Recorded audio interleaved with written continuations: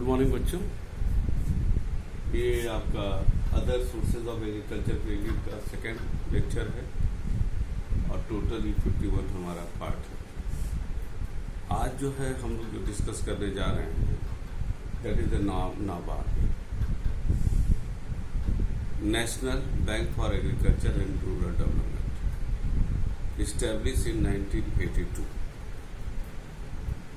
ये बहुत महत्वपूर्ण क्लास होगा क्योंकि नाबार्ड जो है, चाहे आप कोई भी कॉम्पिटिटिव एग्जाम दे लो, नाबार्ड जरूर पूछता है।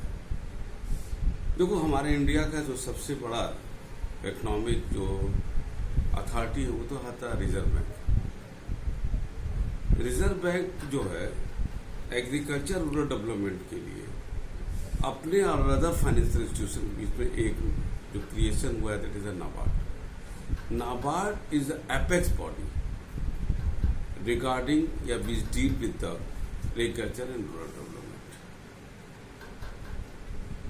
इसका इम्पोर्टेंस इसी से पता लगता है कि one of the deputy governor of the RBI, there are 4 deputy governor in the reserve bank, and one of the deputy governor of the RBI is the ex officio chairman of the NABARD. Ex officio का मतलब होता है कि अगर कोई व्यक्ति deputy governor है जो रूरल डेवलपमेंट को देख रहा है, वो ऑटोमेटिकली ही will be assigned as the chairman of the NABARD. NABARD is the apex body regarding the agriculture and rural development. It provide the financial assistance and technical assistance to all the financial institution and technical institutions, directly और indirectly. इसका मतलब समझना, being the apex body, जितने भी agriculture sector से संबंधित जैसे financial institution, जैसे कोऑपरेटिव बैंक हम लोग पढ़ चुके हैं, land development bank, regional rural bank, और भी ऐसे जितने भी अगर फाइनेंशियल इंस्टीट्यूशन संबंधित कोई भी बैंक है उसको ये फाइनेंशियल इंस्टीट्यूशन होता है, इसको कहेंगे इनडायरेक्ट। और डायरेक्ट का मतलब होता है कि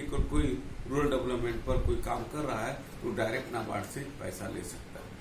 ये डायरेक्ट होगा, और इनडायरेक्ट का मतलब थ्रू द फाइनेंशियल इंस्टीट्यूशन। ये फाइनेंशियल इंस्टीट्यूशन को देगा जिसे हम नाम दिए, और वो जो है एग्रीकल्चरिस्ट और रूरल डेवलपमेंट डेवलप देंगे। साथ ही साथ NABARD not only provide the financial institution but also provide the technical assistance to the all the institution which are engage in dealing with the agriculture and rural development, like the technical institution, universities, colleges या any research work जो agriculture rural development से हो रहा है उसके संबंध में कोई भी अगर इस टाइप की चीजें टेक्निकल इंस्टीट्यूशन काम कर रही है, वो जो है नाबार्ड उनको टेक्निकल और फाइनेंशियल असिस्टेंस देता है।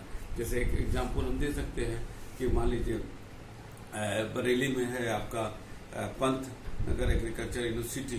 पंत नगर एग्रीकल्चर चूंकि एग्रीकल्चर से संबंधित है, रिसर्च वर्क करता रहता है, उसको भी नाबार्ड उसको फाइनेंस करता है।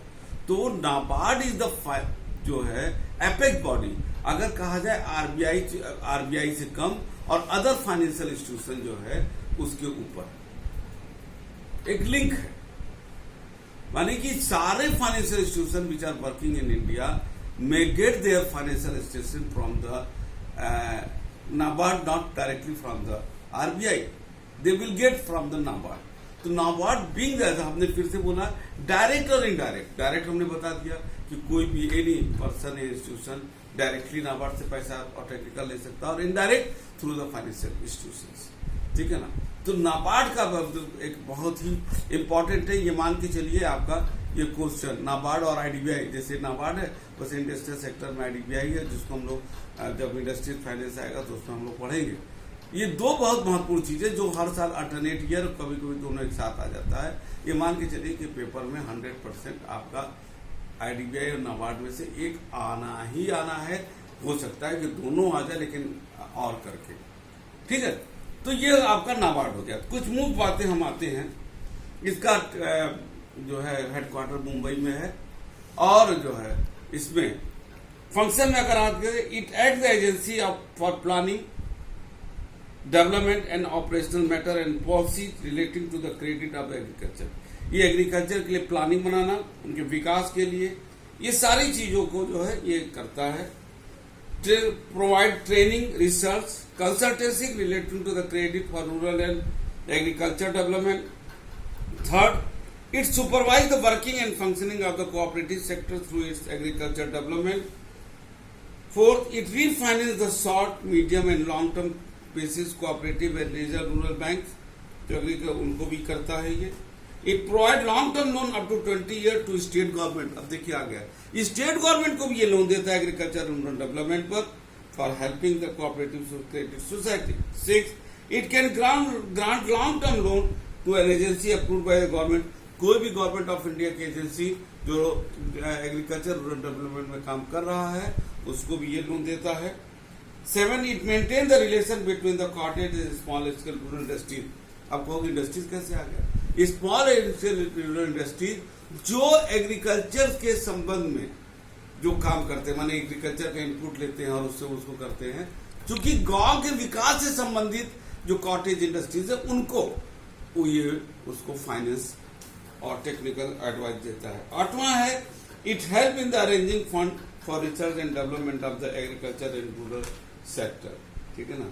तो हम ये कह सकते हैं बेटा कि NABARD being the apex body relating with the agriculture and rural development of the country, provide a long-term financial and technical assistance directly and indirectly to all the financial institutions and any other institution which are engaged in dealing with the research and technical work of the relating with the agriculture and rural development bank. ठीक है ना. इसका achievement अगर बात करें तो आज इस देश का जो एग्रीकल्चर रूरल डेवलपमेंट है, फाइनेंशियल अगर असिस्टेंस के तौर पर बात करें, that move around the NABARD. NABARD as the subordinate body of the RBI. Its importance हम फिर से रिपीट कर दें, इसका इंपॉर्टेंस इसी पता लगता है कि one of the deputy governor of the RBI is chairman of the NABARD. ठीक है ना. ये था नाबार्ड के बारे में, इसको पढ़ लीजिएगा. अब आते हैं regional rural bank. Regional rural bank क्षेत्रीय ग्रामीण बैंक, इसका आज की इकोनॉमी में बहुत बड़ा महत्व है. इसको ऐसे लोग कि देखो जो कॉमर्शियल बैंक होते हैं उनका अप्रोच बड़े बिजनेस बैंक की तरफ ज्यादा होता है. बड़े लोन देना, बड़े सेविंग लेना, और वो अपने को सेंट्रलाइज ज्यादातर करते हैं. क्या कहते हैं? अर्बन एग्रीकल्चर, अर्बन एरिया पर, शहर की.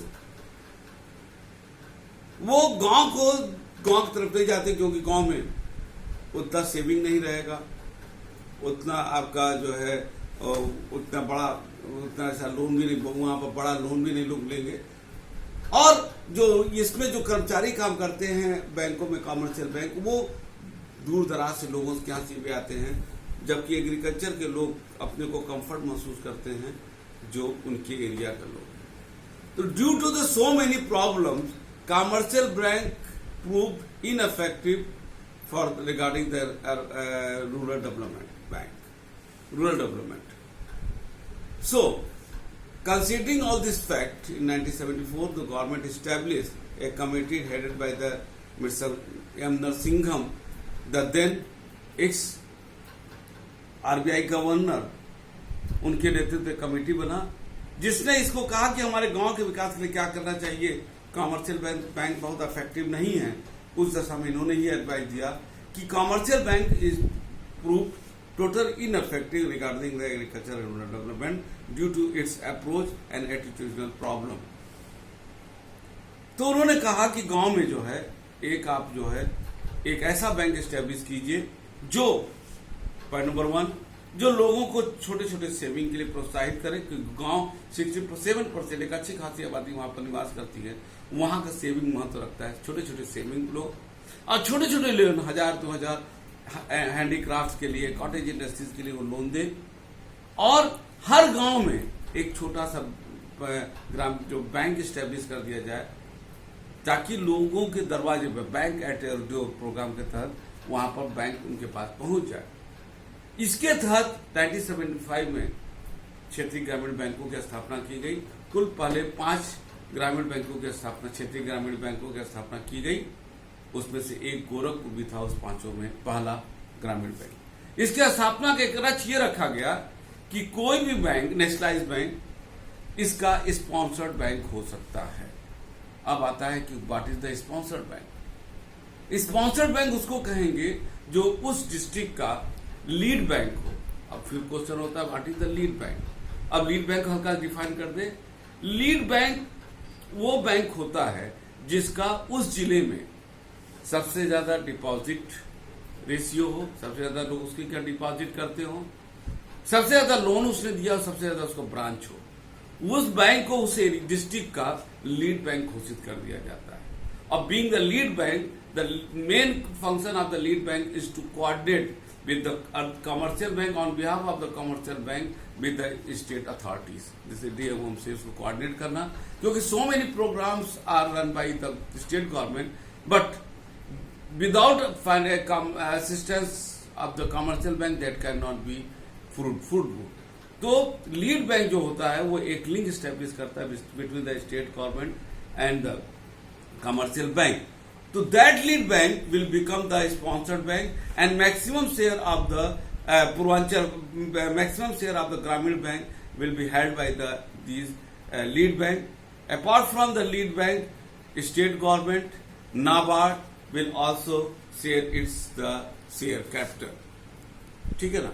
और ये जो है उस एरिया में, उस बैंकों में, हर गांव में वो काम करेंगे। और इनके यहाँ जो कर्मचारी नियुक्त होंगे वो उनको उन्हीं को नियुक्त किया जाता है जो उस एरिया के भाषा, उस एरिया के ज्योग्राफिकल कंडीशन और कल्चर को जानते हैं, सो दैट गांव के लोग उनसे बहुत आसानी तरीके से उनसे एफिलिएटेड और कम्युनिकेट कर सके। अब आता है कि जो ग्रामीण बैंक है उसका मुख्य कार्य होता है, पहला हमने जो बोला उसका मुख्य कार्य है गांव में सेविंग को बढ़ाना है, गांव में लोगों के बीच लोगों के जो छोटे छोटे आवश्यकताएं हैं उनको लोन देना, एग्रीकल्चर सेक्टर के लिए जो छोटे छोटे लोन है उसको देना, गांव के लोगों में एक हैबिट डेवलप करना बैंकिंग की, वो इसका एक मूल उद्देश्य होता है। आज इसका रोल गांव के विकास में काफी बढ़ चुका है। ये भी जो है नाबार्ड से ये भी फाइनेंशियल असिस्टेंस प्राप्त करता है। ठीक है ना। तो मेरे ख्याल से ये आपको जो है ये टोटल ये समझ में आ गया होगा कि ये क्या है। हर जिले में ये जो है होता है, बाकी इसको आप पढ़ लीजिएगा, इसका कोई। अब हम आते हैं इसमें point, difficulty of bank in providing rural finance. वास्तव में गांव में, शहर में तो बैंक भी इसीलिए घबराते हैं कि कुछ ना कुछ दिक्कत है रूरल फील्ड में, वो क्यों नहीं हो पाता है। Dependence upon the agriculture on monsoon सबसे बड़ा इंडियन इकोनॉमी का जो दोष है, और जो उस दोष को भुगतते हैं गांव के लोग, agriculturist, that is our agriculture total depend upon the monsoon. उसके वजह से बहुत अच्छा हुआ, बहुत अच्छा फसल हुआ, बहुत आमदनी हुआ, वो जो बैंकों से पैसा लिए वो उनको वापस कर देंगे। और जिस साल फसल खराब हो गया, अब फसल खराब हो गया तो बैंकों से लोन लिया वो बैंक वापस नहीं कर पाएंगे, कर्जा में डूब जाएंगे। ये सारी प्रॉब्लम हमारे एग्रीकल्चर सेक्टर और रूरल डेवलपमेंट में सबसे ज्यादा आता है। ठीक है ना। दूसरा point, lack of better security. गांव कुछ न, जो ये बैंक है कुछ न कुछ सिक्योरिटी रखवाते हैं। अब गांव के लोग जमीन जायदाद सब है लेकिन वो प्रॉपर तरीके से कागज नहीं रखते, और जब बैंक मांगता है तो वो परेशान हो जाते हैं, वो प्रॉपर तरीके से सिक्योरिटी दे ही नहीं पाते हैं।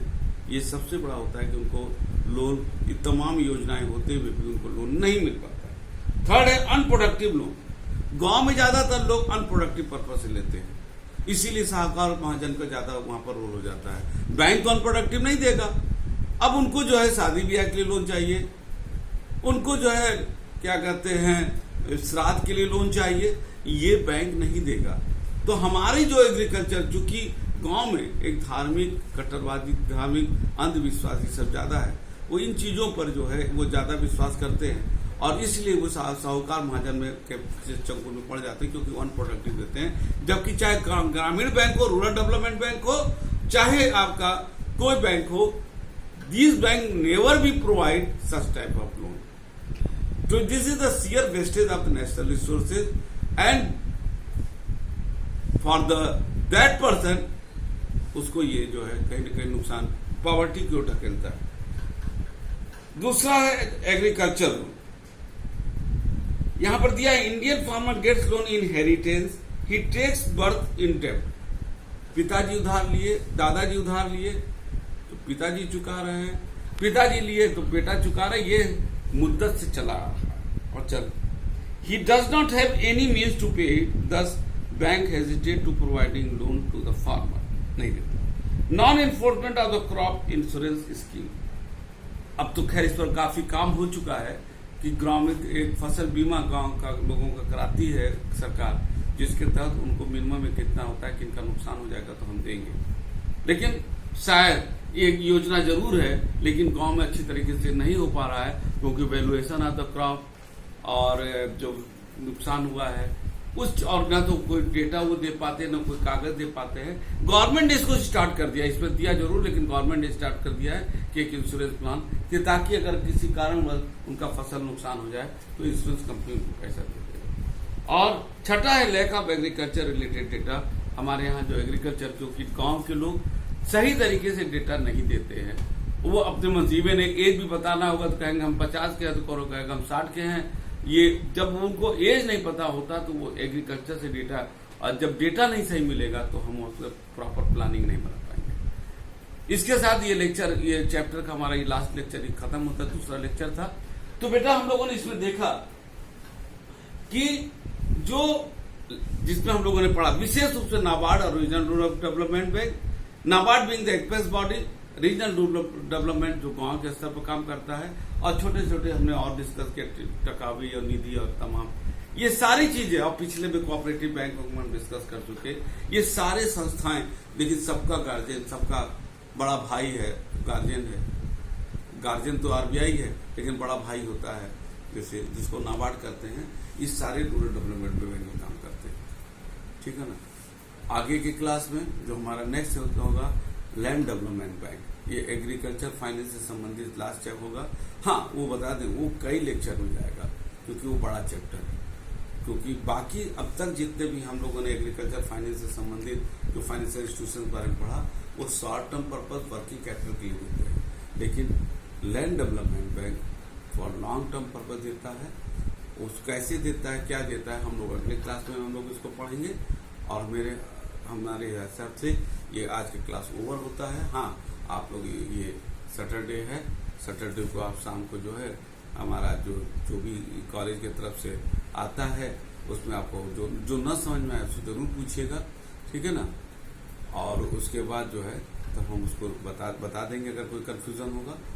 देन आफ्टर हम लोग अब अगले क्लास में मिलेंगे, लैंड डेवलपमेंट मिलेंगे। तब के लिए गुड डे।